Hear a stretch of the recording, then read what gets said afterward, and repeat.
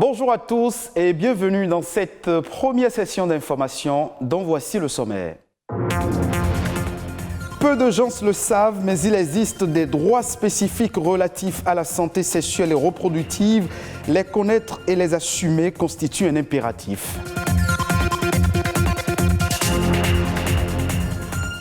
Le gouvernement nourrit une vision ambitieuse pour la femme béninoise. Il vient de renforcer l'Institut de la femme.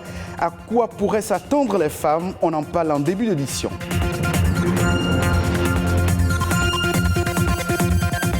Les pesticides chimiques sont une menace pour l'environnement et la santé humaine. Face à la demande bio, les producteurs se tournent vers les alternatives pour une production saine et naturelle.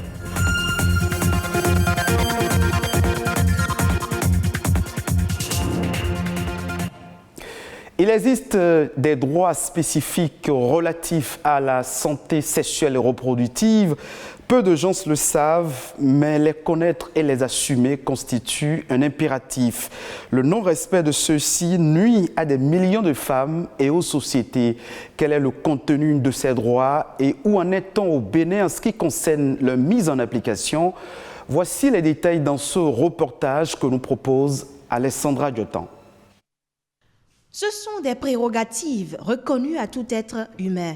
Les droits de la santé sexuelle et reproductive sont universels. Au Bénin, ils sont consacrés par la loi du 3 mars 2003 relative à la santé sexuelle et à la reproduction. La santé d'abord, c'est quoi? C'est un état complet du bien-être physique, mental et social. Et non seulement l'absence de maladie et d'infirmité. Et lorsqu'on définit la santé ainsi, on la rattache à la reproduction.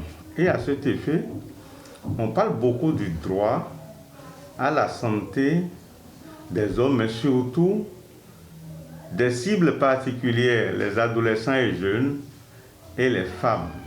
Je vais citer des exemples pratiques. Vous voyez la femme qui est à la maison, qui a des ennuis de santé, mais qui est obligé d'attendre que son mari, qui a voyagé ou qui est allé dans un champ quelque part, ou s'entendre, doit revenir lui donner des instructions avant qu'elle ne décide d'aller à l'hôpital. Droit d'accès aux soins et services de santé, à la confidentialité, à la sécurité de la personne, droit à l'information et à l'éducation, et le droit à la non-discrimination sont entre autres droits reconnus.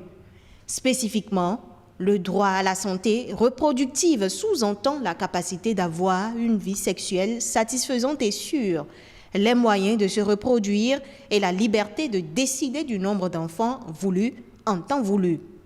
Dans les hôpitaux et centres de santé, comme ici au Centre hospitalier universitaire de la mère et de l'enfant, CHUMEL, les agents ne ménagent pas leurs efforts pour sensibiliser à la planification familiale. C'est difficile, la planification familiale au Bénin, tout le monde sait ça. Les femmes n'aiment pas choisir, n'aiment pas venir faire la planification. Il suffit de choisir la méthode qui convient à chaque femme. Maintenant, si on utilise une méthode et que les effets secondaires ne sont pas supportables, on peut toujours changer. L'autre cible particulière quand on parle de droit à la santé sexuelle et reproductive, c'est le groupe des adolescents et jeunes. Lorsque nous avons une clinique de santé de la reproduction où des mamans de 40 ans, de 60 ans viennent pour des soins et l'adolescent de 16 ans, 18 ans viendra au même endroit, il y a un problème qui se pose. Les jeunes ont besoin de spécificité pour leur santé. Ils ont besoin de confidentialité. Autant d'impératifs qui justifient la mise en place de centres d'écoute pour adolescents et jeunes, de même que d'autres mesures spécifiques liées aux cibles particulières. Le gouvernement nourrit une vision ambitieuse pour la femme béninoise avec un accent particulier sur sa promotion et la lutte contre toutes les formes de violence à son égard. Une ambition qui passe par l'Institut national de la femme, nouvelle formule. L'Institut a désormais de nouvelles attributions et va dorénavant être rattaché à la présidence de la République. Raimat Djibril Moriba est juriste spécialiste des questions du genre. Elle nous présente ici l'avenir qui se dessine pour la femme béninoise. On l'écoute. Avec la nouvelle réforme qui s'est opérée au niveau de l'Institut, nous pouvons voir désormais que les questions de femmes seront réglées de façon technique. Par exemple, l'Institut pourra rester en justice, elle pourra se constituer partie civile devant les juridictions pour porter les questions de discrimination liées au genre au niveau de nos tribunaux, de nos instances juridictionnelles. C'est déjà un état de choses vraiment louable. C'est très louable d'ailleurs parce que la femme ne peut pas elle seule aller par exemple se plaindre. Sa voix ne sera pas plus entendue que lorsque c'est l'Institut qui va à ces instances juridictionnelles pour régler les problèmes liés à son genre.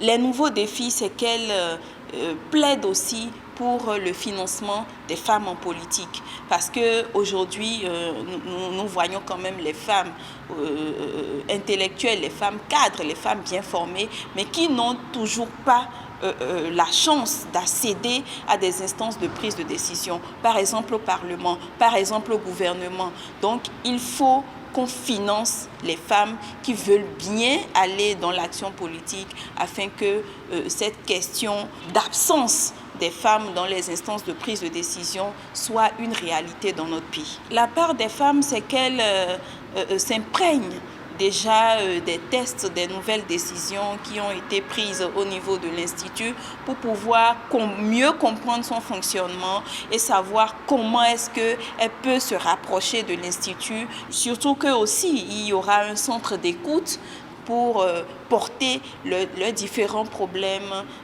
à l'Institut. Il existe aujourd'hui des alternatives aux pesticides chimiques pour lutter contre les organismes considérés comme nuisibles à l'agriculture. La production biologique est de plus en plus l'une des solutions adoptées par les acteurs du secteur agricole. Plusieurs autres raisons poussent à adopter de nouvelles méthodes pour préserver les cultures. Amandine Aliaboussou pour plus d'explications. Depuis des décennies dans le monde, les pesticides de synthèse sont très utilisés. Dans l'agriculture, les parcs, les jardins, voire dans les maisons. Leurs dégâts ne sont pas aussi spectaculaires que ceux des criquets, mais leurs impacts sur les rendements agricoles sont réels et préoccupants. Chaque année, les pertes économiques dues aux pesticides se chiffrent en millions de dollars et menacent la sécurité alimentaire de dizaines de milliers de personnes. Les criquets, l'autre prédateur des productions agricoles, font tout autant de dégâts dans les champs. Pour lutter ou en limiter les effets néfastes, les cultivateurs ont souvent recours aux pesticides. En Afrique de l'Ouest, l'importation des pesticides augmente de 19% par an selon des chiffres officiels publiés depuis 1990, alors même que la production agricole ne progresserait que de 2,5%. Au-delà de leur coût, les pesticides ont un impact important sur la santé humaine, la faune sauvage et l'environnement. Souvent de mauvaise qualité ou illicites, les paysans et leurs familles sont fréquemment exposés à ces produits toxiques à forte concentration et au bout de la chaîne, les consommateurs sont également exposés. Selon de nombreuses études scientifiques, ces toxiques constituent un réel problème de santé publique. Il est donc nécessaire de se tourner vers des alternatives non toxiques. Heureusement, des systèmes alternatifs existent et se développent. Au nombre de ceux-ci figure l'utilisation de plantes aux propriétés pesticides plus respectueuses de l'environnement. Utilisées en Afrique de façon traditionnelle, les plantes à effet phytosanitaire sont employés de diverses façons. Production d'extraits appliqués sur les feuilles des cultures à protéger, utilisation sous forme de plantes entières ou d'huile essentielle pour protéger les denrées stockées, culture en association dans les champs. Plusieurs études ont évalué le potentiel des plantes pesticides utilisées traditionnellement en Afrique de l'Ouest.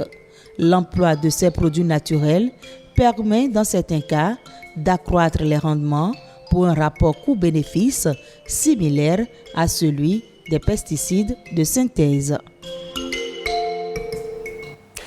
Direction le Togo, les autorités de ce pays décident de la mise en quarantaine systématique de 112 heures des passagers en provenance de 7 pays à destination de Lomé, quel que soit le résultat du test contre le Covid-19 à compter de ce mardi 31 août 2021.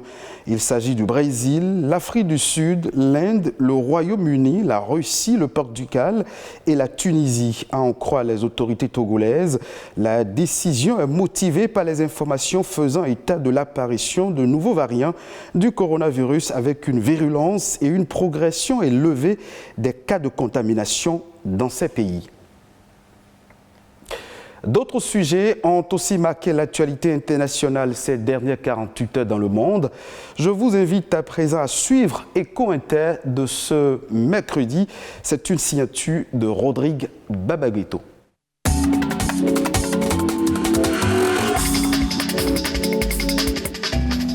La menace d'épidémie aura été de courte durée. L'optimisme revient en Côte d'Ivoire après l'apparition du premier cas d'Ebola à Abidjan.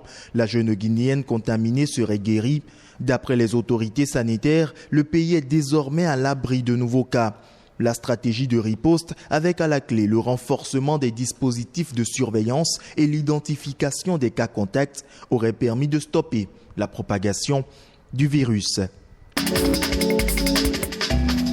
Le commerce de bois brut d'Afrique centrale peut continuer encore une année de plus. Prévu pour prendre effet à partir de janvier prochain, l'interdiction des exportations de bois brut de l'Afrique centrale est finalement reportée d'1 an. Les États de la CEMAC ont dû se rendre cet été à l'évidence. La date annoncée du 1er janvier n'était ni tenable ni raisonnable et ce report n'est peut-être même pas le dernier.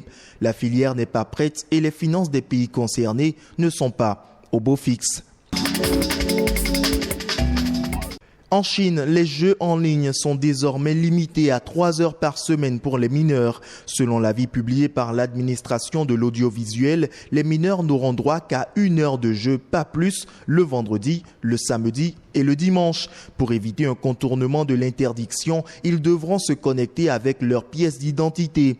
Une manière pour les autorités de lutter contre l'addiction et l'impact des écrans sur la santé.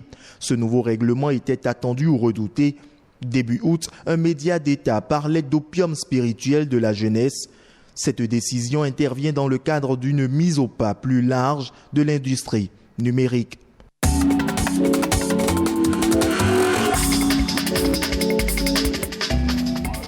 Ce sera tout pour cette session d'information que vous pouvez retrouver en replay sur le www.ortb.bj.